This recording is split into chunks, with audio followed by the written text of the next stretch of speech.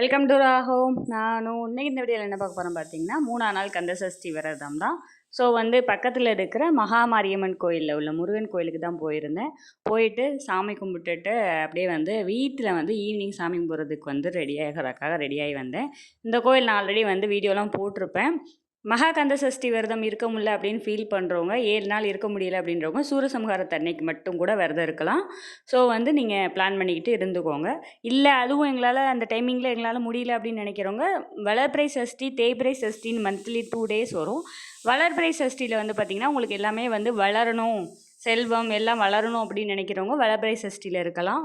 தேய்பிறை சஷ்டியில் உங்களுக்கு கடன் சுமைகள், வறுமைகள் இதெல்லாம் குறையணும் அப்படின்னா தேய்பிறை சஷ்டியில் நீங்கள் விரதம் இருக்கலாம். ஸோ அதை கூட பிளான் பண்ணிக்கோங்க.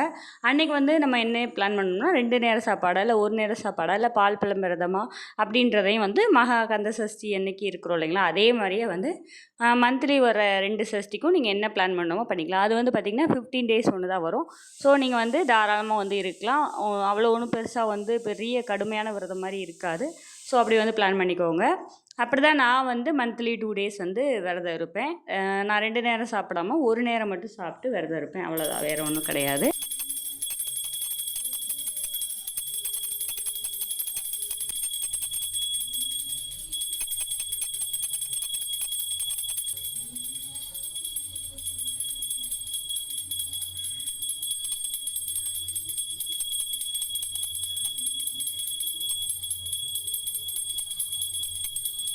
நான் 6 நாளும் பார்த்திங்கன்னா வீட்டில் நெய்வேத்தியம் பண்ணி சாமி கும்பிடுறது மட்டும்தான். சாமிக்கு டெய்லி பூ மாற்றிட்டு சாமி கும்பிடுவேன்.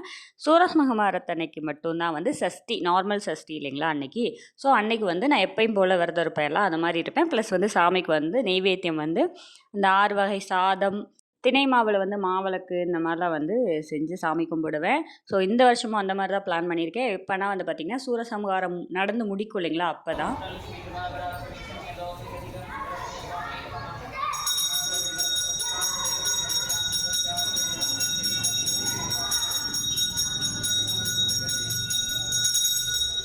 சூரசம்ஹாரம் முடிச்சுட்டு தான் வீட்டில் நெய்வேத்தியம் பண்ணி சாமி கும்பிடணும். அவ்வளோதான். இது போன்ற வீடியோக்கள் தொடர்ந்து பார்க்க நம்ம சேனலை சப்ஸ்கிரைப் பண்ணுங்கள், லைக் பண்ணுங்கள், ஷேர் பண்ணுங்கள். தேங்க்யூ.